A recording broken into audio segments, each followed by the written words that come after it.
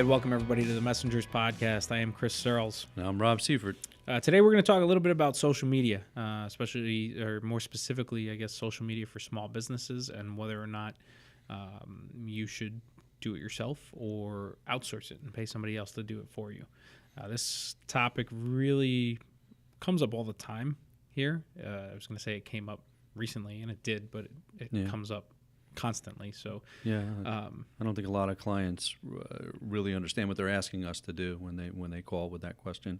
They ask if we do social media, and it's kind of a long explanation. Kind of. Maybe depends on what you really are looking for. Right. And I think you kind of hit the nail on the head, right? They don't know what they're asking for, and that's the problem. Mm-hmm. There's no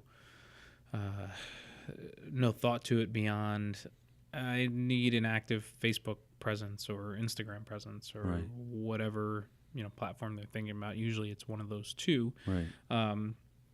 And that's it, right? So can you do that for me? Yeah, and I think it's we were just in a client meeting the other day, and the first question you led in with was, what is the purpose of this? What is the purpose of your social media marketing campaign? And I think that's a primary question that maybe you could elaborate on. Why would somebody want a social media? Yeah, really, that's the first question always. What's the goal? Right. And that's what we find more often than not is there is no goal. There, it kind of goes back to what we talked about in last week's episode in measuring your marketing, but then even beyond that, not just measuring, but measuring things that matter, where we talk about things like vanity metrics. I don't care how many likes your Facebook page has or a post gets. What I care about is, do any of those people actually buy what you have to sell? If you're selling impressions, right? If you're Kylie Jenner, right, and that's your product is however many tens of millions, or I don't even know what the number is, but however many followers you have and how many people I can get your product in front of, then that matters. That's not a vanity metric.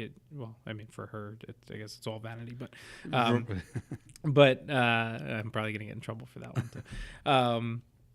But it's not a vanity metric, right? It matters because that is her product. Her product is how many people she can get somebody else's product out in front of. Yeah, the likes are measurable in her case. It's like a subscriber count. Not in many others, not for small businesses. Right, and that's the difference. What we see is all the time in the small business world is, wow, look how many followers I have. And, when I say, okay, so...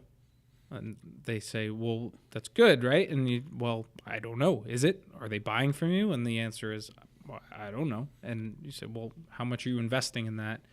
And you have no idea whether or not it's actually producing a return for you. Sure. Especially, likes can be bought. Yeah, they can. Right. Especially on Insta. That's... So, big business these days on Sure. Instagram is, it's pretty easy to get 10,000 followers if you're willing to shell out a little cash. Right.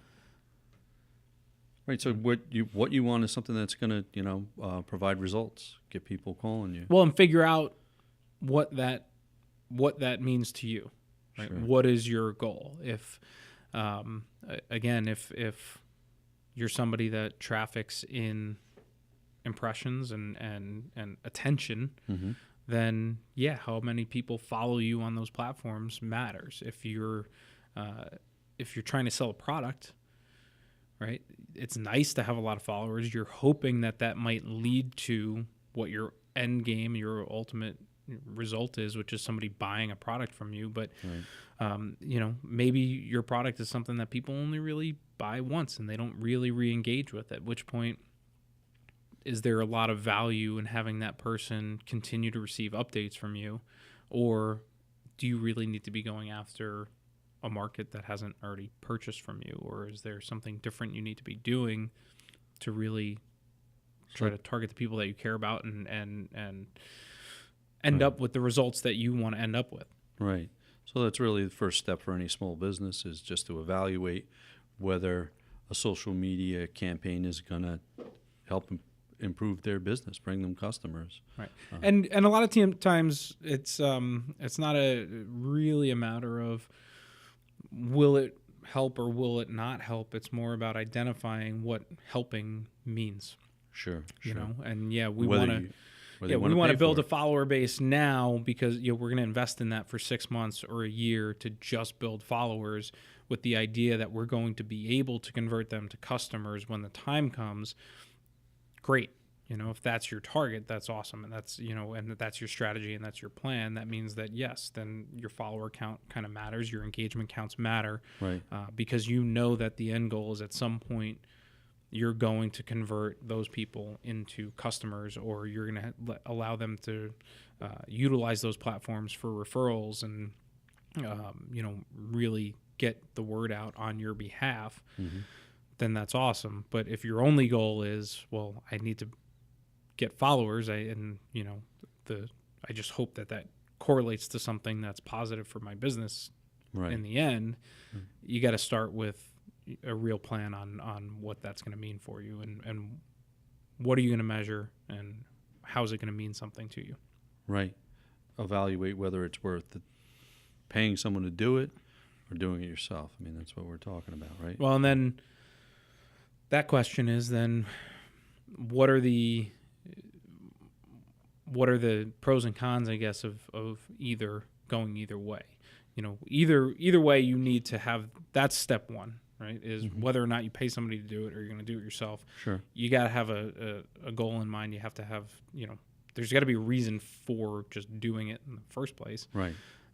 Step two is, what's it going to take on my end to do it myself? And am I able to do that? What would it take to outsource it to somebody? And am I able to do that? And then will the value that we defined in step one come from the investment we're going to have to put into it in step two?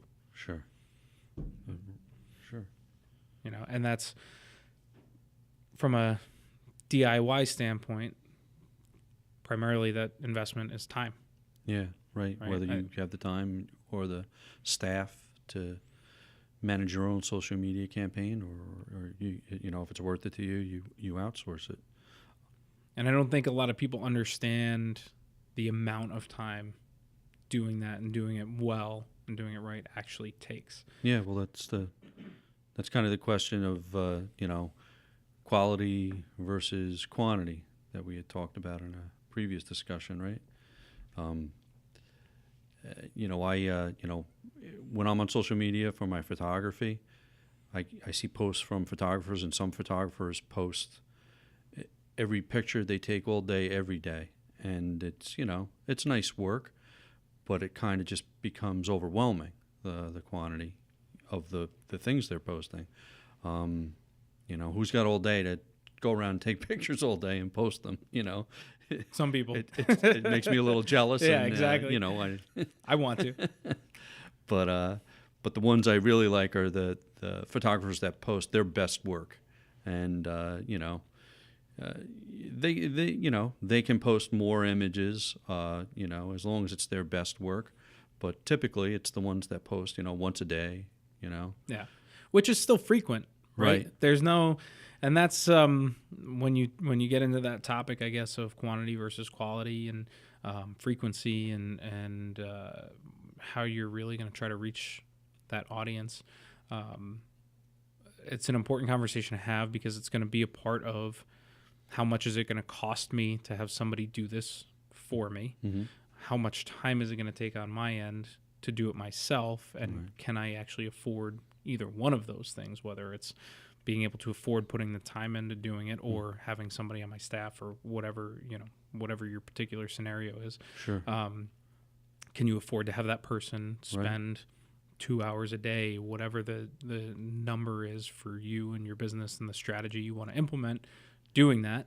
Yeah. Or can you afford to pay somebody else to spend 2 hours a day and or should you find the money to do that? Because your brand image is important, and having somebody in the office do it, really isn't representing what you do as well as it should. I mean, or it could, right? Yeah. I mean, it doesn't mean that somebody in there is not necessarily capable of it.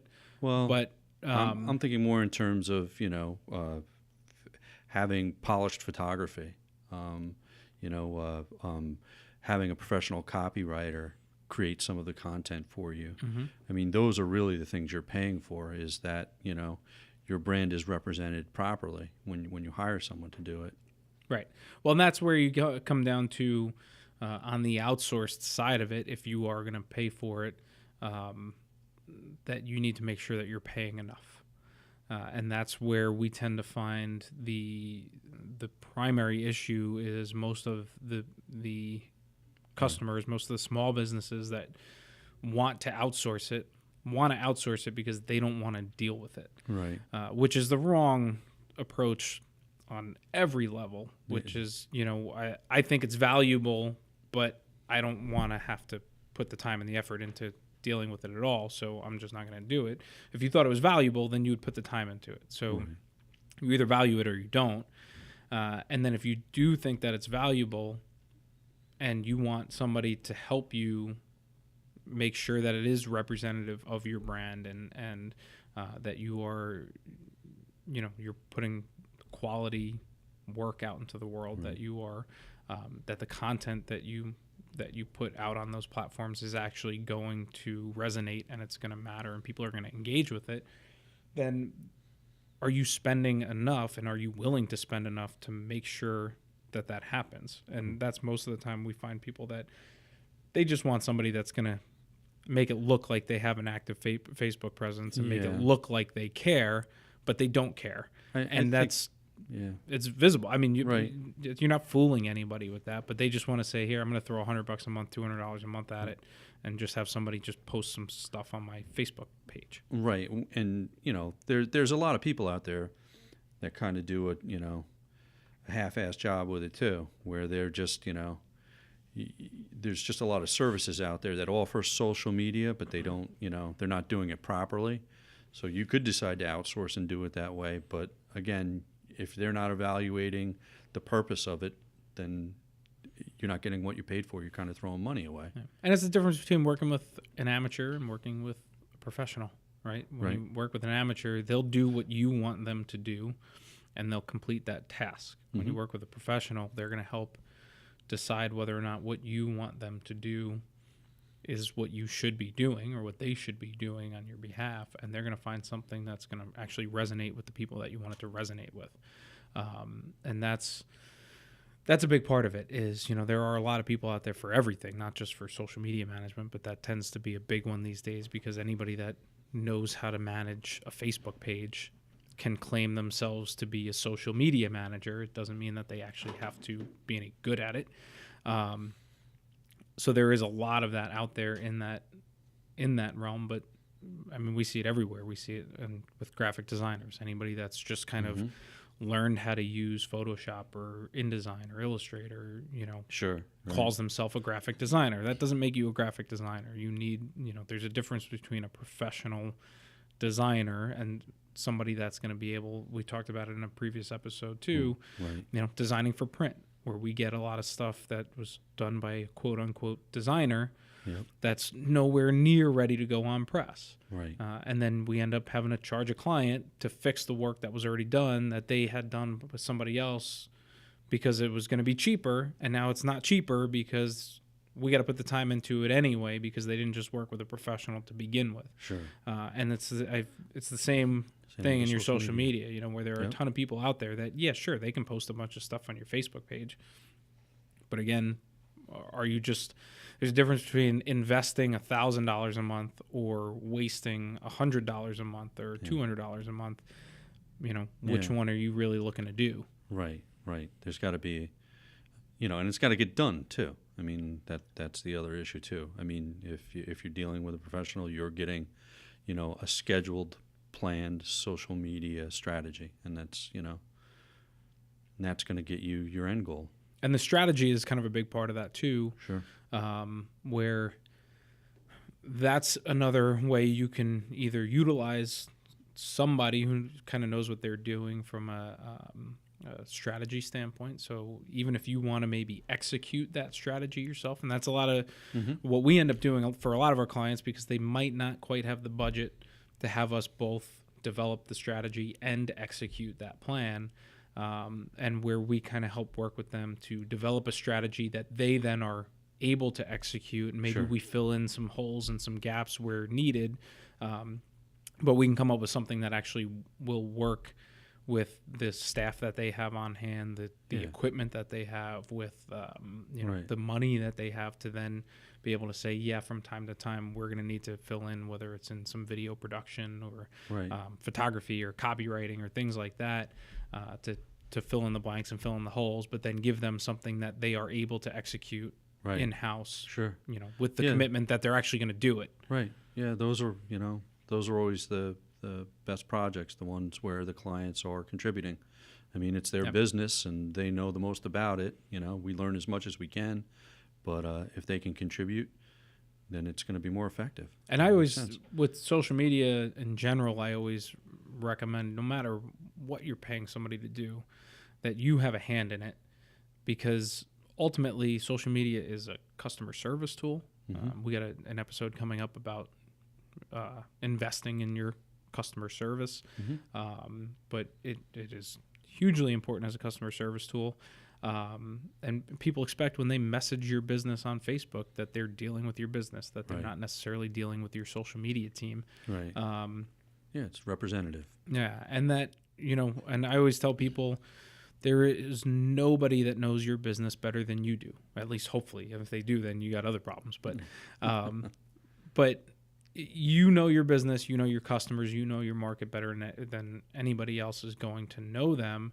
So there has to be some of that in your social media to make it look as though it's coming from your business, that it's in your voice, that it's not the voice of somebody doing it on your behalf, that it is representative of your company, your organization, whatever it is that you're Exactly. putting out there.